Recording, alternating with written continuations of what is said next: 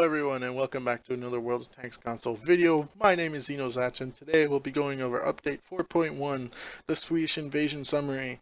And silly me, I went off on an entire ramble and forgot to hit the record button, so I'm going to be going through this as quickly as possible due for time's sakes. I'm just gonna go through most of this. I will be scrolling as slowly as possible, so if you see something that affects one of the tanks, feel free to let me know, and next time I will be sure to go through it a lot slower so you're able to at least read it if you're watching this. And if you are interested in learning about the entire update and checking out anything that might affect any of the tanks that you own, I will be leaving a link in the description to the portal, to the exact update summary if you need it.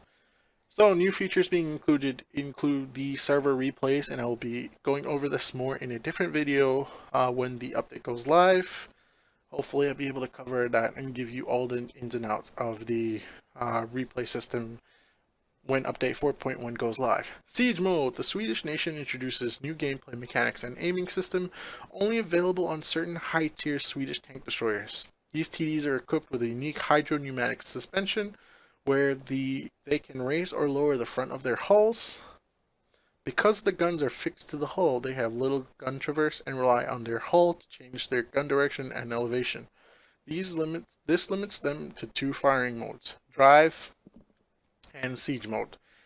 In siege, the camouflage net and binocular telescope remain active during hull movements. So this is something I'll probably end up again having to go over into a different video when I get my hands on the new Stark Stridsvagn S1, as it'll be easier to show with a live model rather than just talking about the feature without visual representation. Persistent platoons. Two-person platoons can now move between eligible game modes without disbanding. This happens when you have to actually disband a platoon when switching between War Stories, Proving Grounds, or multiplayer, when you have two people in the platoon, which should still be accessible because those modes are co-op, and you would actually still have to disband them to join that specific game mode. So this should help with all those people that like playing with their friends a lot easier. This should be simpler. Vehicles. The Stark Stridsvagn S1, the hero flag Swedish tank, will be the Tier 8 tank destroyer with the Siege mode feature, and the Stridsvagn M4257 will be the new Swedish Tier 6 medium tank, which has a 4-round auto loader. New German heavy tanks are coming into the play. The VK101P, the Mauchen, will now be going, the Tier 8 and Tier 9 respectively, will now be going to the Tier 10 Maus heavy tank. And the 4502A and 4502B will now be going down to the brand new Tier 10, the Panzerkampfwagen 7, Tier 10 heavy tank. This all over has probably been one of the, again, top questions that people have been asking for. When are we going to get the new German heavy tanks? Well, here you go. Update 4.1 will have them at launch. The maps, Pilsen and Redshire 1944, I went over these a little bit. If you haven't, I'll try to leave an info card at this time to go to the previous recording that goes over the maps in a little bit more detail. Again, we won't have them until the update goes live on October 10th. Improvements to the game. Spotting improvements. Spotting vehicles appear more quickly on screen. This is one of the questions I had asked one of the game developers. It's good to see that this is going to go live in update 4.1. Basically what happens, you will now be able to spot an enemy tank when they're moving from behind a building or from behind cover a lot faster than you previously would. I believe Quickie Baby has a video on this that shows exactly how this works. If you would like, I can leave a link to that. If you feel like you need to look it up on his channel, you're more than welcome to. I cannot show this as of yet until, again, update 4.1 goes live. So the Czechoslovakian and Swedish nation voice option have been added. The Czechoslovakian was kind of missed in the update that introduced the new Czechoslovakian nation into the game, so now you'll be able to get those tanks back up and rolling with their corresponding nation voice. Map rotations, again, this was one of the more disappointing parts of this update. We still have no news as far as when the maps are coming back into World of Tanks, but the solution or the minor fix that they were able to do was increase the increase the maps that you can now access at tanks above battle tier 4, which excludes extreme weather variants and province. So basically, some of the maps are locked by tier, and now that will actually be it actually limits the amount of maps that your tier can see, and so I guess as a small fix to their more maps, give us back the old maps kind of thing, is to just unlock the tier specific maps to give it a little bit more playthrough as far as replayability rather than playing the exact same maps 6 or 7 times in rotation. Just further minimap improvements have been made. Buildings are now black, solid black, and destructible buildings are solid black with white outlines. This should clearly be marked out. Probably not as noticeable unless you use the circular map, which highlights more of the closer surroundings. I myself use the larger square map in the right hand corner, so I'm interested to see how it'll play out with the larger map. Again, not really something key, but at least it's a somewhat of a improvement to their mini maps. Northwest is getting a little bit of a change around. Standard, team destruction, encounter. They're all getting spawn adjusted for balance. The encounter mode is getting a base adjusted for balance, and some of the objects on the map is getting adjusted. Ents is good. Some buildings are scale. Some buildings scale to allow larger tanks a clearer path. I'm not sure exactly what they're referring to here, but I'm assuming some of them are moved around so that, again, the larger tank can get into spaces that going hold down. I'm not too sure on that one. Runeberg adjusted prop places, so a lot less debris should be around, or at least moved around to give you a little bit more space. Updated the free XP and XP icons. Not sure what they're gonna look like. I was kind of fine with them the way they were now, but we'll see how that one goes. Probably just because they're just slightly different tinted color. That's probably all it is. Something made pickups larger for visibility. I assume this is referring to war stories. Sometimes the pickup icons are that are around the map are a little bit less non-visible, so you couldn't really tell unless you got really close that they were blinking and they were there. So people for war stories that were aiming for the challenge modes didn't really notice it until they went over it sometimes, and that kind of ruined the whole point of doing the challenge mode, so you had to redo the challenge mode all over. So this should be a little bit more easier to spot now. Improved explosion FX, so this will try to probably be when you die in the game, you'll see a little bit more boom. Platoon members will now spawn closer together, and this is interesting because this is not referring to either war stories or multiplayer or even proving grounds. Now war stories and I would assume this is war stories and proving ground only have two player platoon max, so I assume this is referring to multiplayer. This will help you when you spawn on assault modes. There's normally 3 spawning locations, or even sometimes on the standard game modes where your team is kind of scattered about. This should help you be a little bit more organized rather than having to adjust yourself when you're spawned in different locations, especially on the assault maps. But that means that you'll also have to play your tank role a lot better if you're spawned together. Vehicle updates. All vehicles' radio weight is now included in the mobility stat bar calculation and power to weight ratio display. This does not change the performance of any vehicle and just updates the display to be correct. Seems kind of pointless to include it, but either way, wargaming does wargaming. As with previous HD updates, some of the displayed armor values have now changed, as new additional armor plates have been added during the HD process. Where no change is indicated, the front, sides, and rear display will display the same numbers as before, but the armor model has been remade into HD, so it will be a new model, possibly with different armor values elsewhere. I will try to scroll through this as slowly as possible, so that in case you're actually paying attention and looking at the video, if you see your tank, feel free to glance and check if there's any buffs or nerfs to your tank. I will mostly be going over the ones that a lot of players have probably been looking forward to or would like to know for sure. So again, we'll just be going through this as slowly as possible, and I'll go over the ones that are of main interest to most of the veteran players, myself included. The IS-7, if you can see, the hull health armor is getting from 1720 to 1920, and the turret health is going from 430 to 480.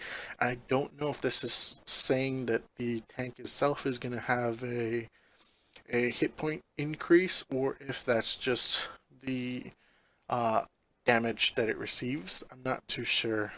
But the more welcome stat change for this is the 130 S70 gun is getting an aim time buff from 3.1 to 2.9. Should make that gun a lot more usable and flexible. In its current state, the IS-7 isn't really a likable tank. Unless it's in a hull down position, so hopefully with this buff we can get a little bit more better shots in with the tank, rather than having to wait for that 3.1 seconds for your tank to aim in. Might not be noticeable at first, but for all the IS-7 drivers out there, I know myself included, have probably wanted this for a while. So you'll be seeing a lot of HD collision models being updated here. Again, I'm not going through all of it. It's just to keep the time on the video a little bit shorter. So if you're paying attention, you might see your tank. But just so you know, I'm giving enough time so that you are able to at least keep up with this one. Another buff to a current tank is the Premium Tier 8 Panther 88, which is getting an updated HD collision model. The hull armor is being increased on the front from 80 to 85. The engine horsepower is increased from 600 to 700 horsepower. The chassis hull rotation speed is being increased from 38 to 40. And the gun depression is being increased from -5 to -8, along with an improved gun mantlet armor. All around good buff for that Panther 88. I know a lot of Panther 88 players are probably going to be happy about this one. Maybe not fully, because they're not fully satisfied with just small changes. But who knows? Keep moving on. A lot of tanks are getting a little bit more buffs. So again, if you want to just make sure you're paying attention in case you see your tank, we'll be going over the key ones here. The mouse is getting an updated HD collision model. The turret armor on the front the front cheeks are being increased from 240 to 260, as well as the 128 KWK 44 L55 gun getting a buff with a shot dispersion from 0.38 to 0.36, aim time of 2.9 to 2.1, shot dispersion during turret rotation from 0.06 to 0.05, increased gun armor. This is a buff that a lot of people have been wanting for the mouse. PC has some similar stuff. I believe the only thing not addressed is the 128s. All 128mm guns got a reload buff on PC. This wasn't addressed on console, but at least the mouse is getting some better gun handling stats. It's interesting to note that they don't mention anything for the E100's 128. Maybe it's something that misplaced, but as far as this is concerned, this only reflects the 128 on the mouse. So moving on, we're just going to be slowly going through it. The low and the low black is getting a buff, with the engine horsepower being increased from 800 to 1000, and the front hull is getting increased by 30mm from 120 to 150, as well as the gun depression from -8 to -10. All you low players will probably be happy. Keep going here. You can see a lot of tanks are actually getting I didn't notice any severe nerfs as far as tanks go, but a lot of them are getting updated and mostly buffed throughout this update. The E50M is getting a buff in gun depression from -6 to -8. And another one here is the Panther M10, or the Champion M10 if you're one of those lucky people that won the tournament. The updated HD collision model, as well as a 5mm spaced armor added to the hull, which increases the front of it from 80 to 85. The turret armor also got a buff of another spaced armor of 5mm. But it's interesting to note that they have it, I believe they have this backwards, or this was actually typed in wrong. The sides of the turret have, according to this, been increased from 50 to 45 or decreased, but it doesn't make sense because the spaced armor says added. So who knows? I'll probably have to come back to this a different time, or maybe Wargaming will address it at a different time as well. Top speed being increased from 46 to 55. Shot dispersion during movement and rotation from 0.19 to 0.15. The view range is getting buffed from 350 to 365. The reload time on the gun is getting buffed from 4.5 to 4. The shot dispersion during turret rotation from 0.12 to 0.11. Shot dispersion after shot from 4 to 2. And shot dispersion overall from 0.35 to 0.32. Again, this is an overall much welcome buff to the Panther M10. A lot of you are probably going to be taking out your champions a little bit more for a drive and getting to know a lot more friendly tanks. So scrolling through, you can check again if your tank is included in this or a tank that you're going for. Interestingly enough, we're coming up on the E100 that got a penetration buff on the 150 from 235 to 220 to 246 and 241. This was the only thing stated for the E100, which again I would have hoped for the same on the 128 being similar to that of the mouse. But again, Wargaming hasn't addressed this, maybe they will. But as far as those concerns for the 128 go, they only reflect the changes to the mouse, not the E100. The grill is getting the similar nerf that affects the speed of the shell from 1350 to 1200.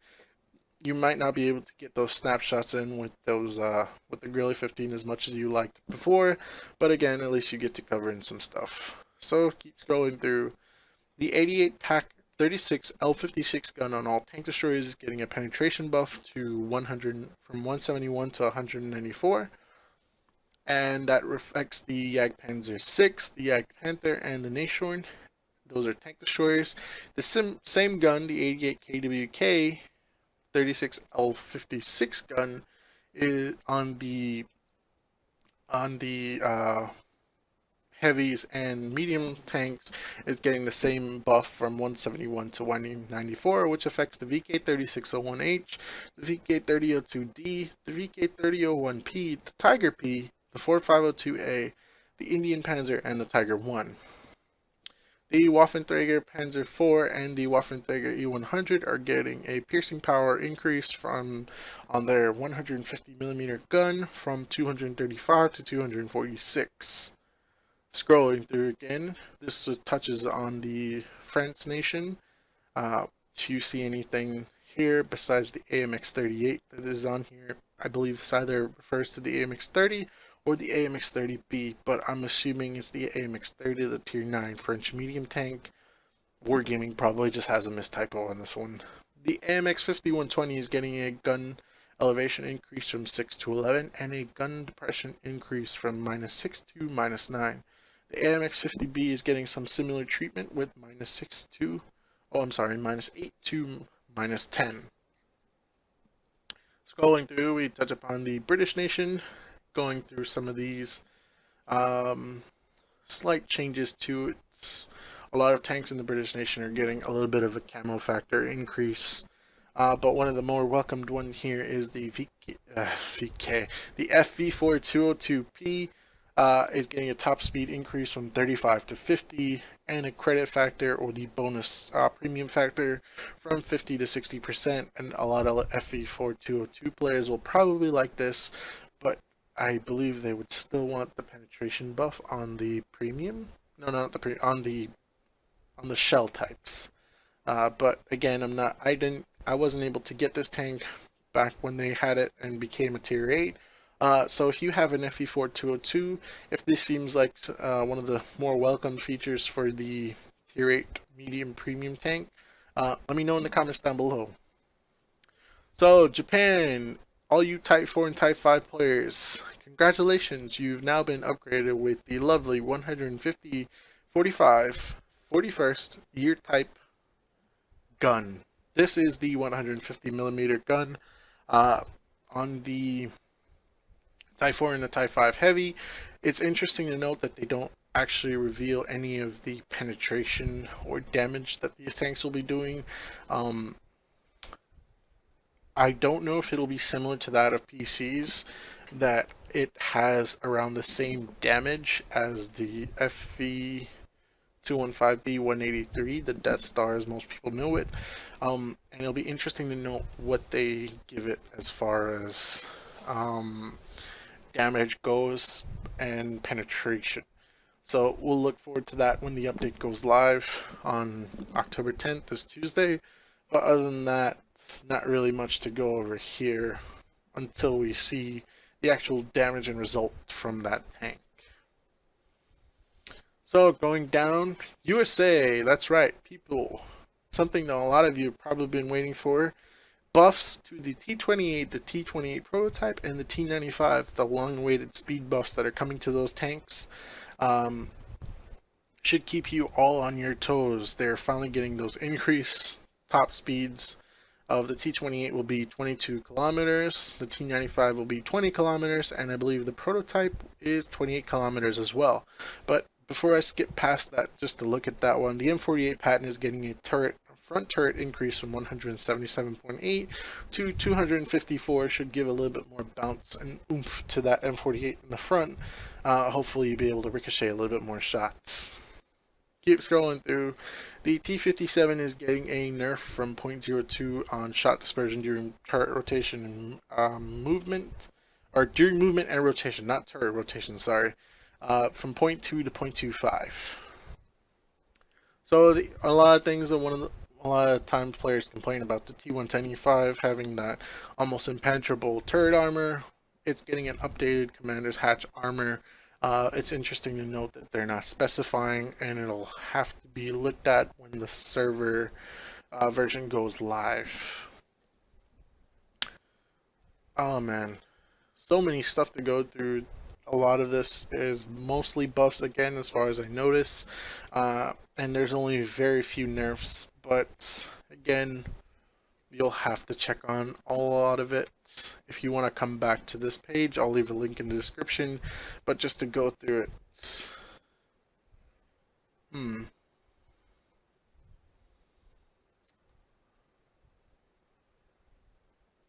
Reset Mark of Excellence and Mastery requirements to a previous version. Huh, I don't know what that means. So keep going down. Account name and details no longer play in the option menus. That's good.